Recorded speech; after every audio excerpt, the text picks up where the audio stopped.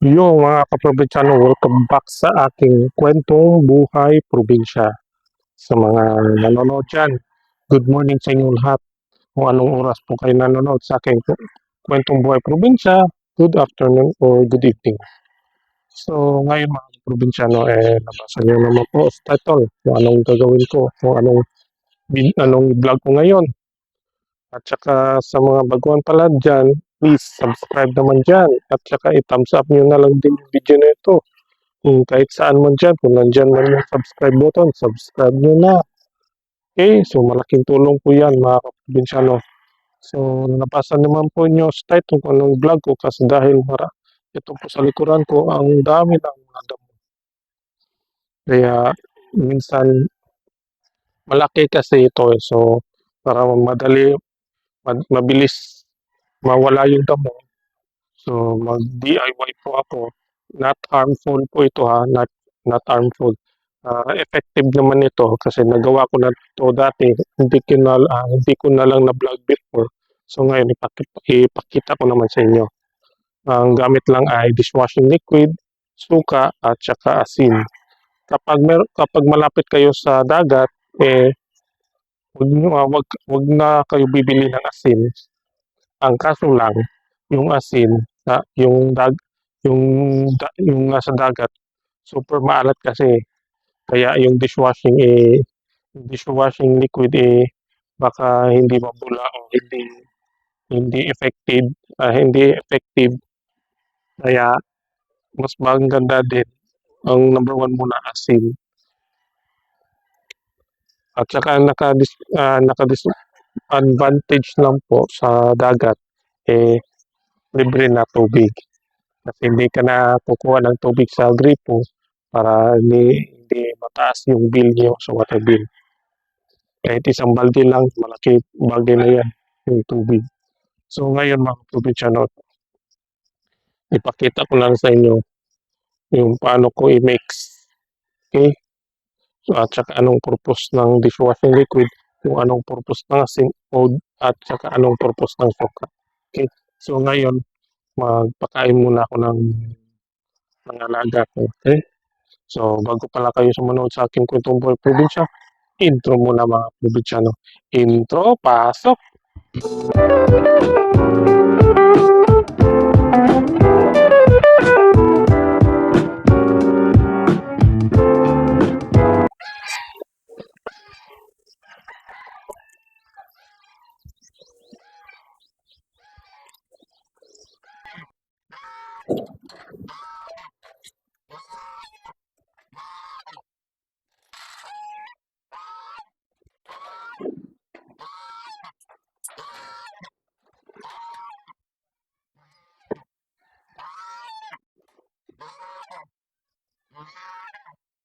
A few moments later. Yan mga probinsyano.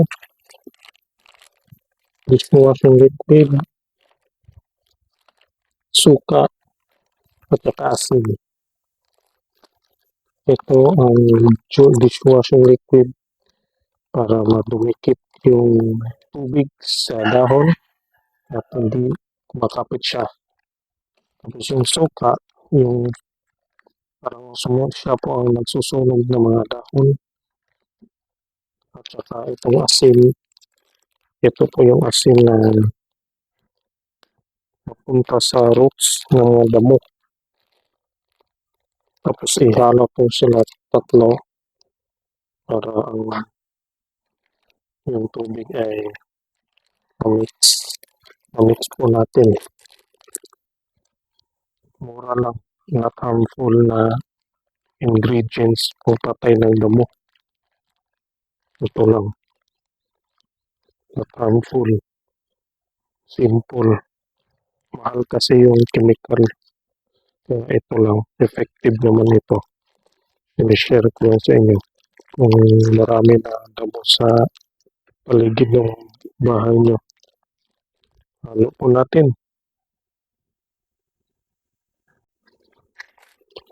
Ito mga kaprobinsya na naglagay na ng tubig para mapunta agad sa ang dishwashing liquid napunta talaga agad sa tubig, parang juice. Hmm. Ito kasi kapag merong dishwashing liquid, kapag spread out mo itong tubig, yung tubig ay dumidikit pa rin sa dahon. Tapos yung dahon ay ma-feel nito, masunog yung suka, masunog yung dahon dahil sa suka. Tsaka yung asin, inuulit ko, asin ay mapunta sa roots o sa ugat. DIY na harmful, hindi delikado sa ilong mo.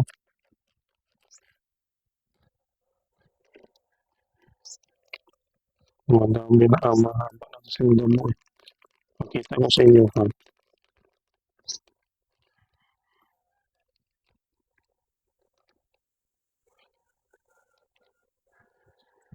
Init.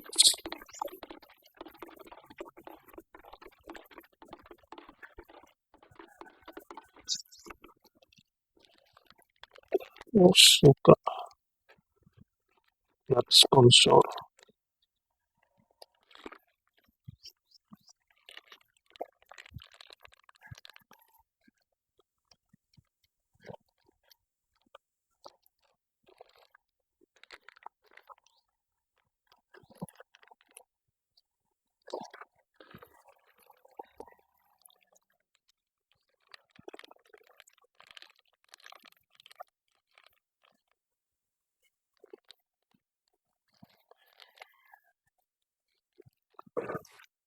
Dalas mga probinsyano, asin. Mas maganda din mga kaprobinsyano kapag malapit kayo sa dagat. Tapos no need, no need na to pumili ng asin kasi yung dagat. Asin naman. Kaso lang, yung dishwashing ay baka hindi mabula. Malakas kasi yung alat sa dagat. Ito, katamtaman lang kasi ito. Yung asin na lagay po. Tapos dagdagan po natin yung tubig hanggang dito.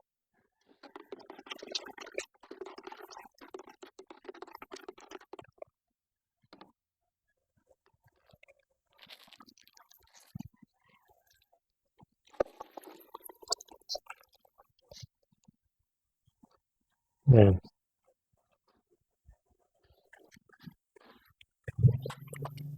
Ilagay ko muna dito mga probinsyano para di pa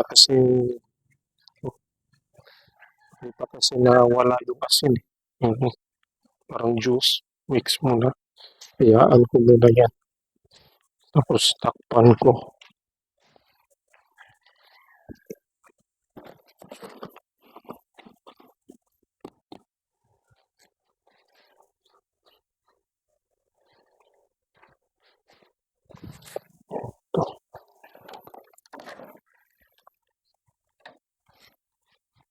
Um,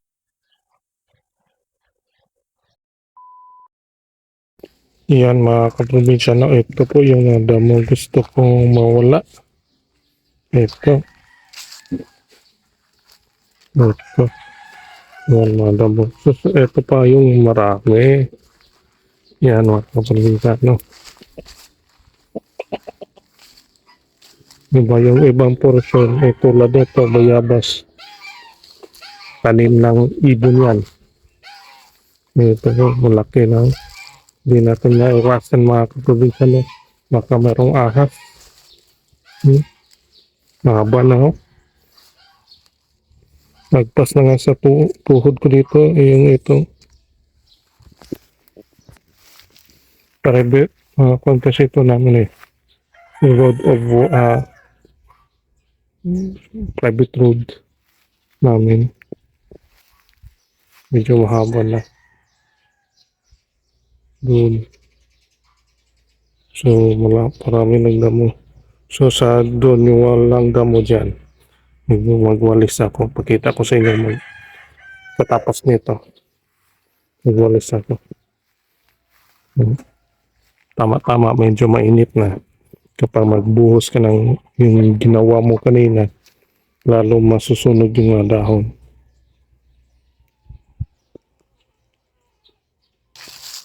Ito pa mga kaprobinsya no, haba na. Pwede naman ito gamitin ng itak, kaso lang mahaba ng oras kasi buti na lang yung ginawa ko DIY, effective naman. Yun. Dami ng mga damo. Yan. Puro damo. Okay, sana yung mga tumubo dito, yung mga gulay-gulay, or mga kangkong, kamuti. Kung nanonood ka man sa mga previous vlog ko, yung ibang side, meron naman tumubo kamuti. Yun, okay yun. Pero ito, wala naman kaming kambing. Okay sana kung meron kami kambing. Jadi, libre kami sa pagkain sa hayop. Kaso wala kaming kambing, wala kaming baka, kabaw. Yan o. Dami.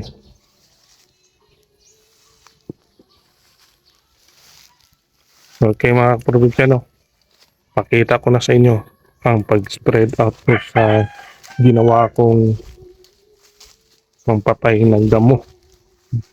Yung ingredients ay dishwashing liquid at saka suka and sili no? Parang nagluluto ako. Asin. Yan. Yung ibang portion wala nang damo.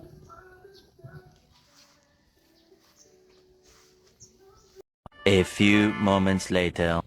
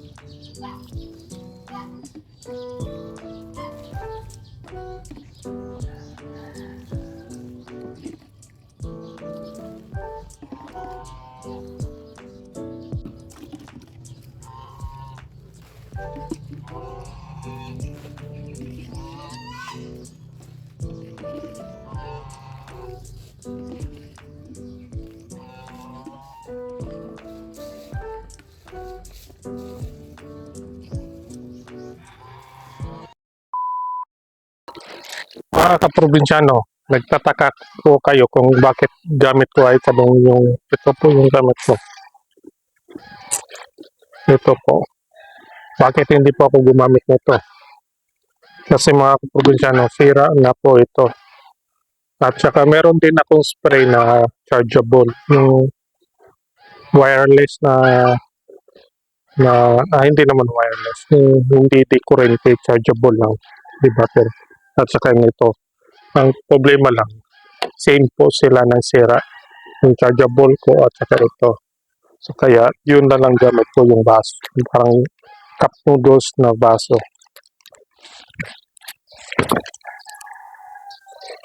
Kaya nasira po. Kung comment down below kung anong po ang dahilan bakit nasira, bakit kapareho silang sira. Hindi po nahulog, hindi po overuse paggamit. At saka wala, yun, same lang talaga silang sira.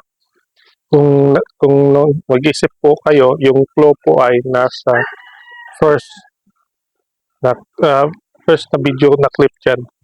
Panood nyo ngayon. Nasira tayo. Tapos wala pa akong budget. Kaya yun muna ang gamit ko. Mas maganda kasi yung spray para hindi ganun maubos yung tubig. Kaso wala eh. Sira. Same lang sila nasira. Kaya, yun.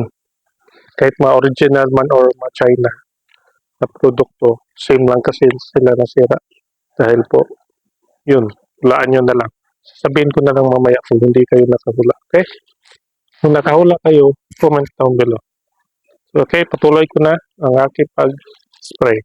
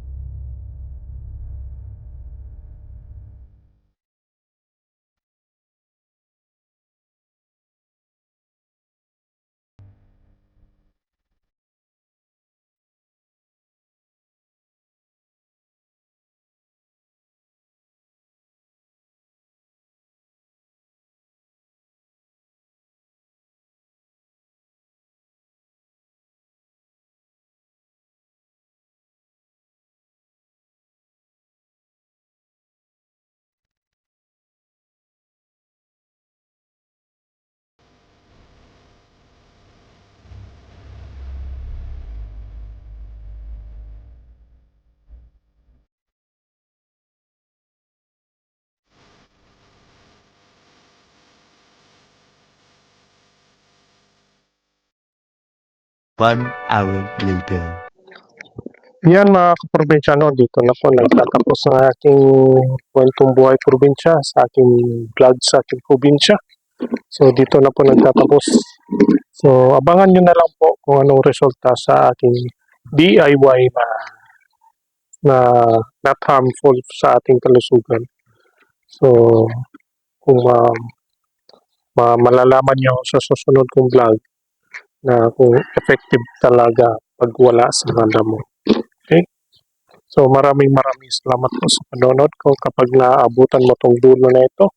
At saka yung sinabi ko sa inyo anong cause po na nasira sa dalawa kong spray na yung manual o yung isa naman automatic.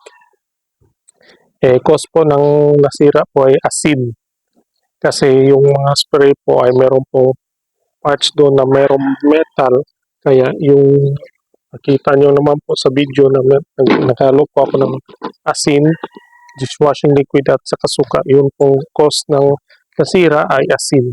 Maraming beses ko na po ito na ginagawa.